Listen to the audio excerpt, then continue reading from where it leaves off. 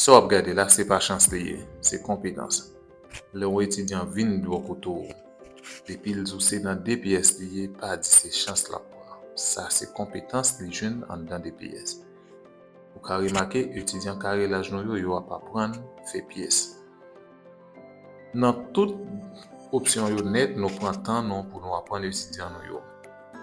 Nou gen étudiant informatik ki komanse a poste yo pari pou yo fe biznes. Se menm jan, étudiant kare la jnou yo komanse tou ap fe kob nan marché travay la.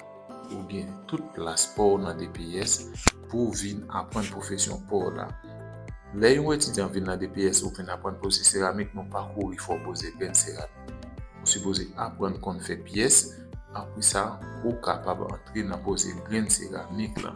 Parce que poser grain céramique là, c'est simple comme bonjour, mais il faut qu'on ait avec DPS, on est capable de marcher travail là pour aller riche avec professionnels qui qualifiés.